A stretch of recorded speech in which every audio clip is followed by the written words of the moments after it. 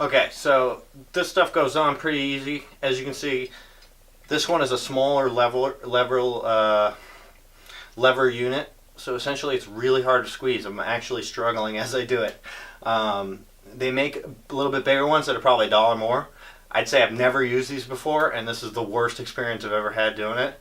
Just so you know, because I'd actually put on gloves because I did it the first time without them, and that helped a little. But man, this thing does not have the same leverage as the better unit. Not necessarily the biggest one, but the next upgrade from this little one. This is just awful.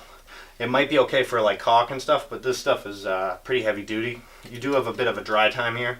I didn't mention that before. I didn't look exactly, but in my experience of just putting up a ton of it, you definitely have at least a half hour or an hour.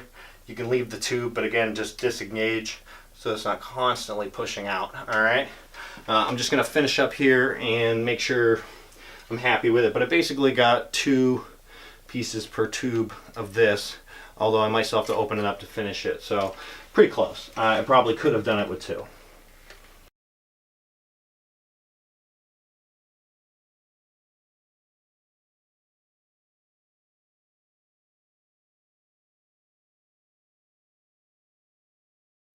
I was told a long time ago from a man who clearly had never baked that making a house is a lot like making a cake. Okay, so I'm out of this. The big thing here is I wanted to make sure I had a decent cover because this one's going to be on the bottom, and I'm probably not going to wait that long before I put this one up. I'm not going to wait for it to dry. So I just wanted to get a decent amount on there so I know I could adhere or at least have a good chance of doing it.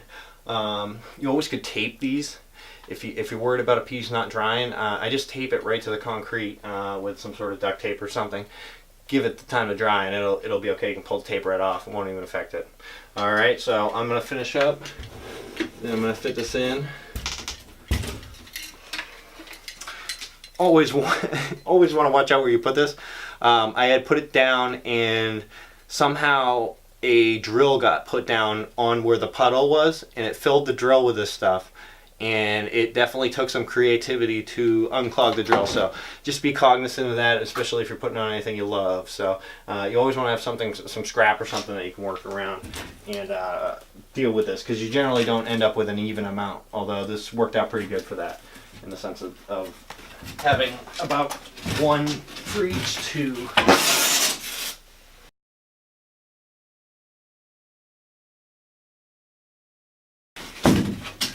I also like to show this as work that is done by one person because, you know, we had like snowstorms and nobody showed up for days of work days that I had booked out, and I just basically had to learn how to do more and more stuff by myself, which can always be done, but you might actually damage some of your material, especially when it comes to drywall or any of that. So you might be better off with that, or doing, you know, more seams and cuts rather than trying to carry big pieces of drywall down yourself. But of course, if you're trying to really make something look nice, down here I took some liberties because we ran out of time because we're having a baby, and with the snowstorms and the delays, there was no time to extend. So just remember, with construction, there may always be a compromise because of time. So learning to do as much as you can yourself, just remember, nobody's going to be as motivated as you, unless of course you pay them. So pizza and beer only gets you so far. But with snowstorms, we had so many delays, and of course my wife wasn't able to help me where she normally would have been able to lend a hand on stuff. Because just even with something this light, having an extra hand just makes it smoother, faster, and you can really up the production time. So it can just be a nicer experience. But often, if you just keep trucking along yourself, there's almost nothing you can't do within the basic cosmetic realm.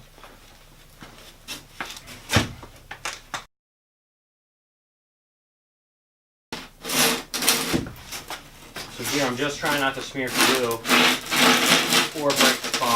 Obviously I'm scraping it.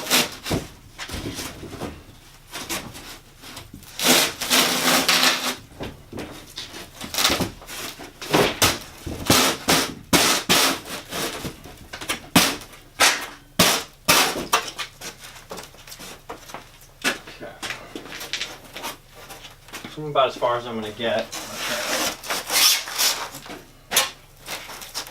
Square it in nice, and then apply my pressure.